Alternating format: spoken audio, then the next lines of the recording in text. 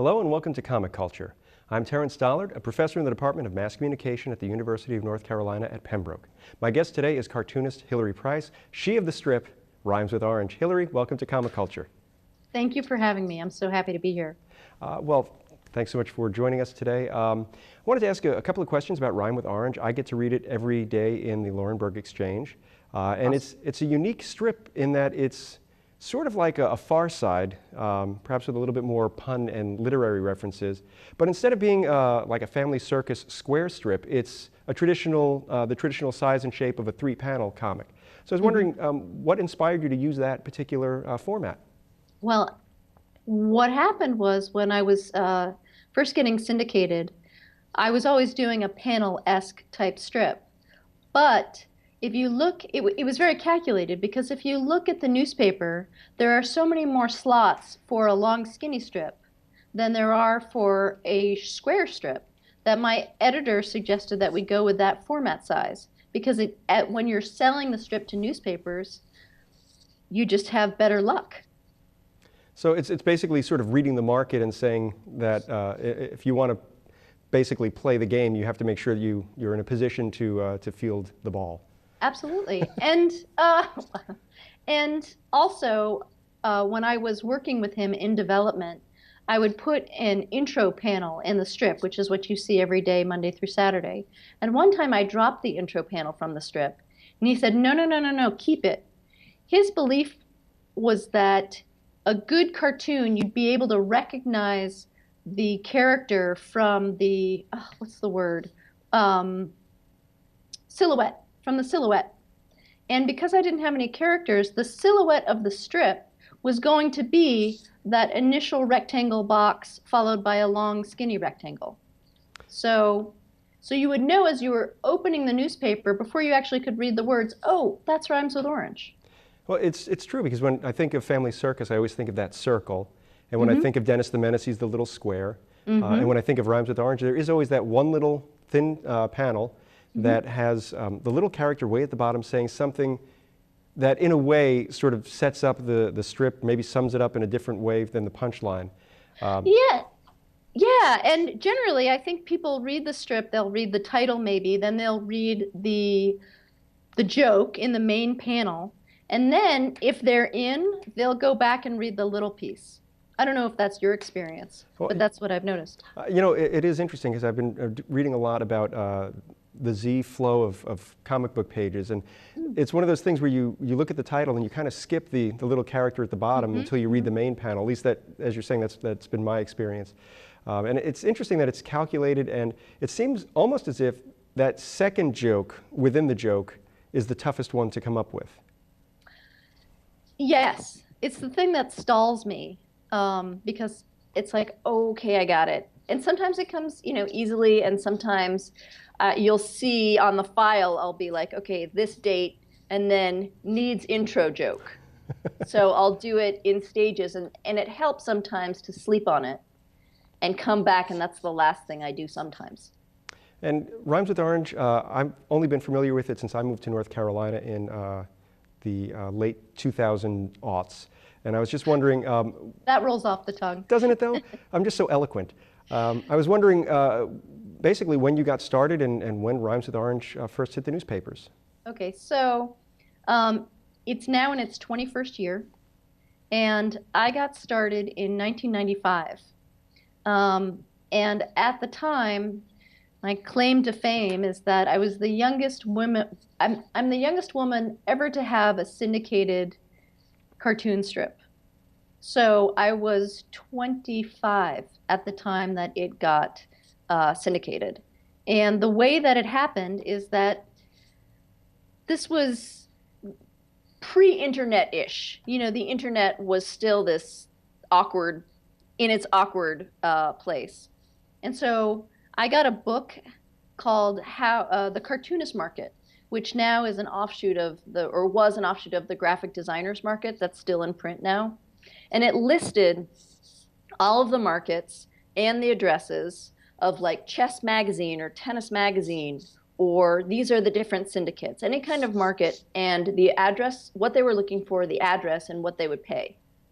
And so I looked up the slim section of syndicates, and it said, we want 24 submissions and a cover letter, and send us a packet. And so I got 4 rejection letters and 1 letter that said, we're interested. Let's see 14 more in 2 weeks. So I sent them out. And then again, I got the, okay, send us 14 more in 2 weeks. What the editor was looking for was, oh, she has a few jokes in her back pocket, but can she deliver consistently? And under pressure. So that they offered me a 9-month development contract. And what would happen is I would FedEx the strips to this editor who I'd never met, but only knew by the phone because there wasn't video conferencing the way what we're doing right now. And he would give each strip a thumbs up, a check plus, or a check minus, and then we'd go over them.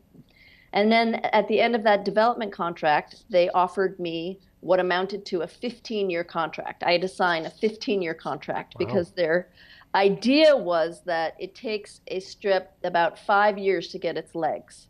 And most strips, if they're not going to get their legs, close down after about 5 years. But if they do get their legs, some will be kind of a steady eddy, some will go, and explode on the scene. And so they want to be around for the payback to them. And the way that it works is that syndicates, their job is to sell your feature to different newspapers. And what they're trying to do is knock off the competitors' strips, the competitive syndicate strips, and put it in their own strips.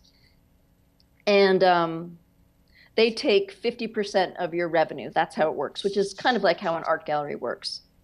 So that was my start. So a 15-year contract, and it is true, you do see some strips that sort of either just peter out or they kind of peak and then go away. And it's very rare that you have a strip that's around for in your case, 21 years. So you were sort of entering the industry at the time when a lot of the big guns were leaving. Calvin and Hobbes had just done their last strip. Bloom County had moved on to Outland. And then, of course, the Far Side had sort of, he had stepped down as well. So you're entering sort of I guess you're filling a lot of the voids left by those strips.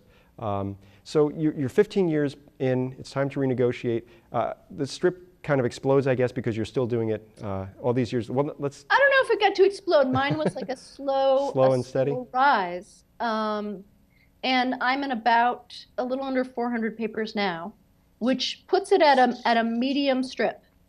Not Peanuts, and not Dilbert, but healthy. I'm healthy. Yes. Yeah. So and I think what I was trying to get to was. Oh, sorry. Oh no, that's okay. I blabber and blather and all that other good stuff. I think what we're looking at is you've got a strip that's got its rhythm, and I was wondering at what point do you feel that you hit your stride, where you're delivering the strip consistently the way that you envision it, and you feel that you are making that imprint that you know you wanted to make? Ooh. Tomorrow. Well, I feel like my drawing style has settled down. So if I go back and look at the 90s and the 2000s, the size of the noses has gone from like small to large to medium, how I might draw noses. And I don't think that's going to change much now. And then I feel like, so what happens is that you draw the strip, and if you've been working on one strip for a long time, for the audience member, or for the newspaper reader, it's a 3-second read, 6 if they're really interested. But the production could be a few hours. And so by the end of the strip, I am so done with it. So I completely lose perspective as to what made me want to draw it in the first place. And so now when I go back to strips that I've did way back, that sense of that critical eye has kind of gone away, and I could go, oh, that's not so bad. Or, I think that it's, when you look back, I can be gentler on them. Okay. And I think I need distance from that. Distance is important. I know that if I look at something that I draw, I kind of draw as a, hobby and whatnot. I can look at stuff that I did a year ago and look at the stuff I'm doing now, and I can see progress, or at least things that I like better. But then, as you slave over that particular drawing, maybe you realize, oh, I did too much this time, and I'll get it next time. Now, when you look back at your art, I notice now that your art is very simple lines. There's not a lot of heavy shadows. It's sort of allowing the color and allowing the printing process to work with the idea rather than trying to, I guess, have a lot of heavy black tones and shadows and very noir style look, which I don't know would work in your case anyway. But I'm just wondering, when you're looking at your artwork, did you have a sort of a moment when you realized maybe you were being a little too heavy with the line work and sort of simplified? Well, the artwork that I was always attracted to had a lot of white space. So I grew up reading Shel Silverstein, Where the Sidewalk Ends, or Sandra Boynton's greeting cards, and then later her picture books going. So, and Sam Gross, the New Yorker cartoonist. So that was the style that I was always attracted to. I liked the lightness of it. I liked the kind of spontaneity of it. And so and Roz Chast as well, another New Yorker cartoonist.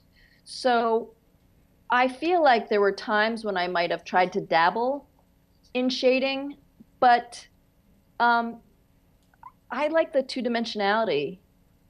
I like the sketchy napkin-y quality. That's what I like. I feel like, to answer the question you asked me before, I feel like I've gotten better as an artist, and that's really just the result of doing it for many years over time and with a deadline.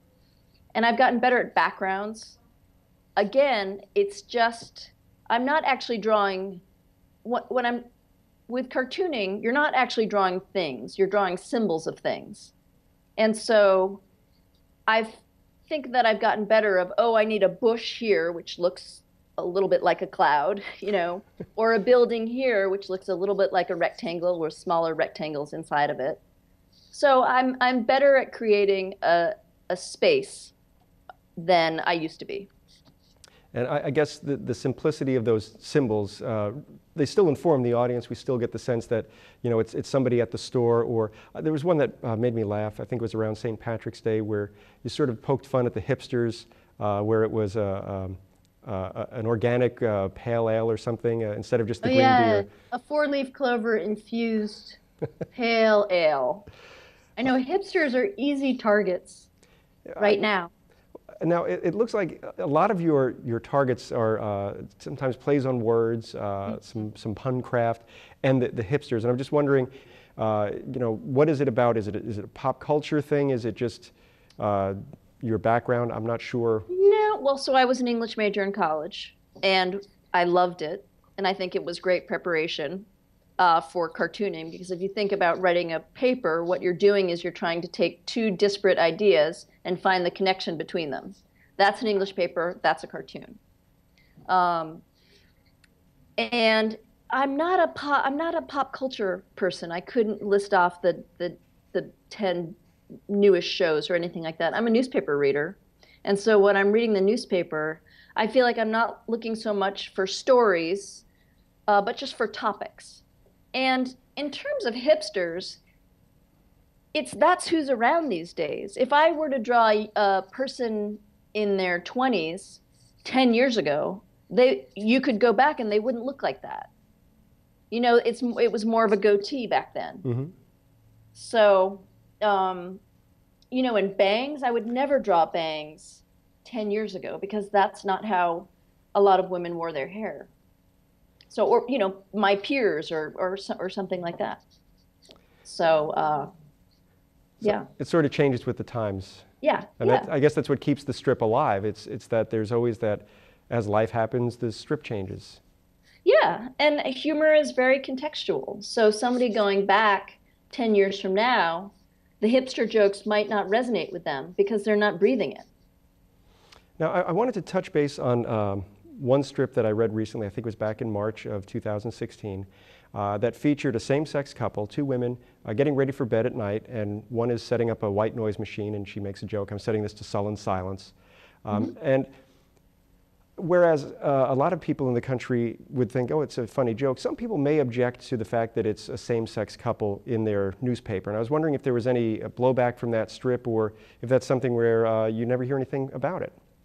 Well, um, I'm sure there's blowback from the, governor of North Carolina right now, but he didn't call me. How I was talking about, well, let me just back up for a second and I'll get to that. But how I was talking about how cartoonists don't draw things, we draw symbols of things. So one of the symbols of drawing a relationship cartoon has traditionally been you show a man and a woman, and right away, before the reader reads any text, they know intrinsically that this is going to be a relationship cartoon. Okay, so and if you saw two women together, just boom, you knew that it was going to be two gal pals talking or two guys talking. And if it was going to reference, if you had two women and they were a couple, then the joke had to be about the fact that they were a gay couple. Maybe they were talking about their wedding in Massachusetts or something to ground them. So, but what's amazing about this cultural time that we are in and that I've witnessed as a cartoonist is that the goalposts have moved. So when I first got syndicated, my editor suggested that I don't show a couple in bed together. Now that has certainly changed. And now the idea that I can show two women together, and I myself am in a same-sex relationship. So doing relationship strips has always been this, let's push the envelope. And so doing that strip, it was very clear that they were a couple. So you would read couple because they were in a bed together, and that was the symbol of a couple instead of male-female in the bed. And then I could do a joke that resonated with all couples.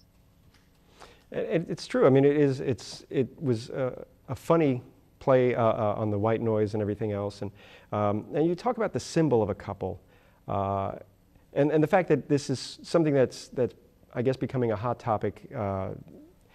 It's just interesting that we are in this particular time when this is becoming sort of this hot button issue, especially as you say in North Carolina. And I won't comment on that because I don't want to lose my job. I don't want you to lose your job. So it's interesting that we're seeing something, and it's very mainstream. You open up the paper, and there next to Billy and PJ, there's this couple doing normal couple things, and it's not in any way salacious or anything. We're not titillated. It's just a couple doing normal everyday couple things, and that's why I was asking to see if there was any if you had gotten letters or emails or anything like that.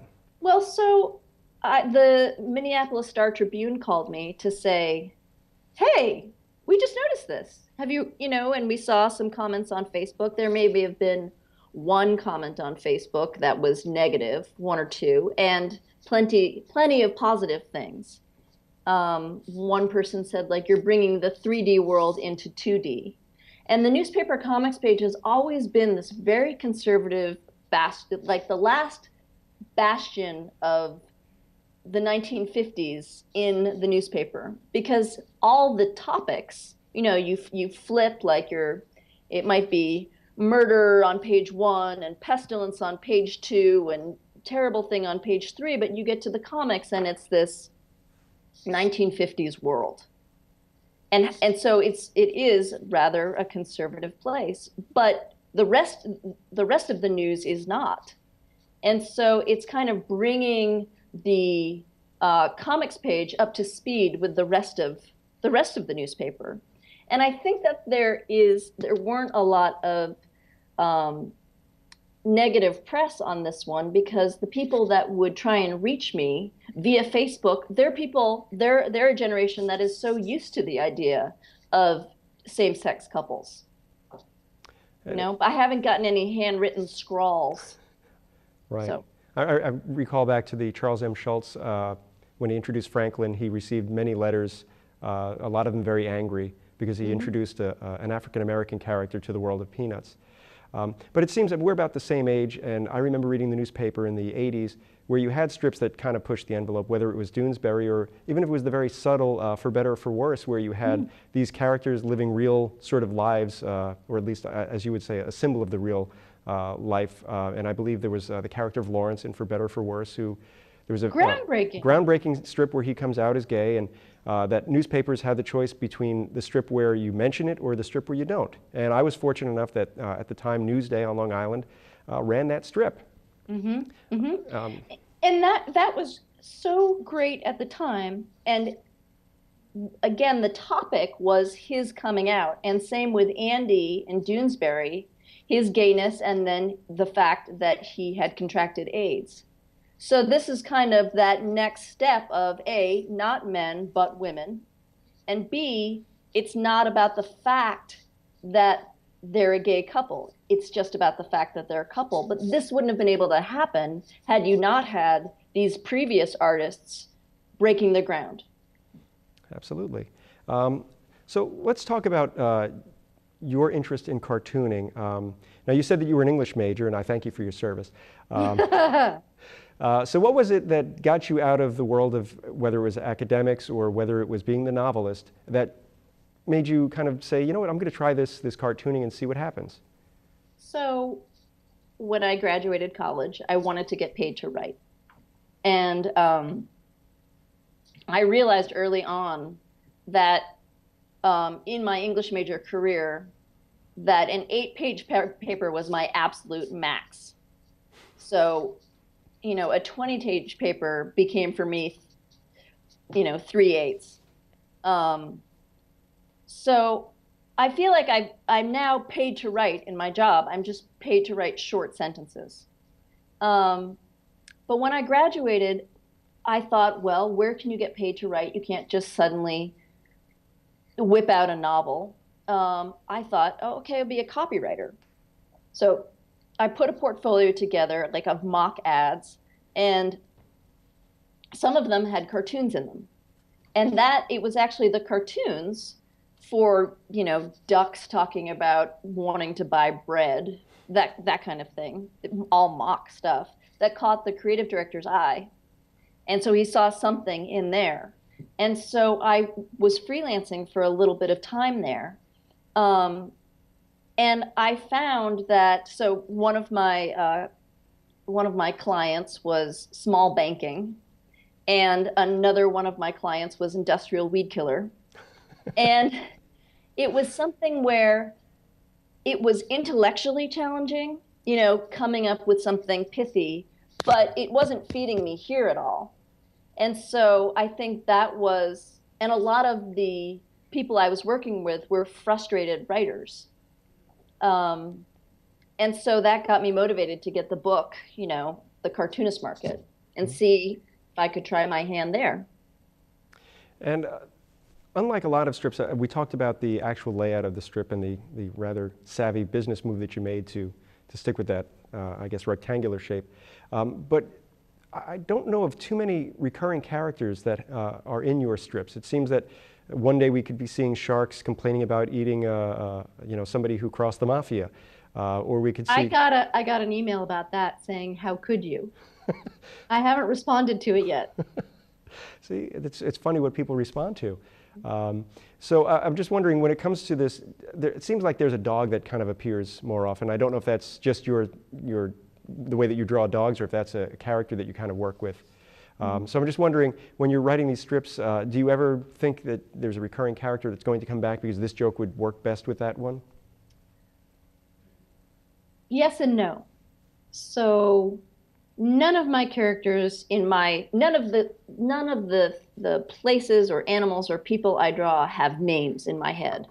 So I don't access the strip by saying, what would Mr. Sherman be thinking about right now? And I remember reading that with Charles Schulz, he'd think, okay, if I put Lucy in this situation and I put Charlie Brown in this situation, and then the joke would spring from there, because he knew the characteristics of each of these characters so well. I feel like what happens with me is that I come up with the idea and then I audition the characters for the joke. So should it be two men talking? Should it be two dogs talking about two guys? Should it be a chart or a graph? What is going to be the fastest, most concise, and funniest way that I can captivate you for 3 seconds? So So that's the no. The yes is that I have kind of an every person that shows up. And she's female probably a majority of the time, like in terms of what a consistent character looks like. And in my mind, she's the every woman standing for the every person. So it's in a, and I'm female. So if it would feel kind of disingenuous to me to do a strip where there's an observation and there's a person thinking, and I've changed that person to be an every man versus an every woman because that's what we're more used to. Mm-hmm. And I see we have about a minute left before we have to wrap up. And I just wanted to ask, when it comes to your work, how far out are you working? I mean, some people it seems like Trudeau is just maybe a few days or a week out. How far ahead are you on your strip? So the limit for my syndicate, Trudeau is with a different syndicate. But mine is I have to be 4 weeks ahead for the dailies. Dailies equals Monday through Saturday, and 5 weeks ahead for the Sunday. And that's the absolute limit. I'm cutting the edge right there. And boy, do I wish that I could get ahead. There are some cartoonists who are a year ahead, and I hate them. Except when they say Dewey wins, and then that's a problem. Yeah, right, exactly. So that's that. So I'm now working on the week of Cinco de Mayo. Okay. I don't have a joke for that yet, so bring it on if you do. I just think of a sink full of mayonnaise, but that's just me. Right. I hate to interrupt you, but they're waving at me frantically saying that we've run out of time. So, Hilary, I want to thank you so much for joining us on Comic Culture. I'd like to thank the audience for watching. We hope to see you again next time. Thanks, guys.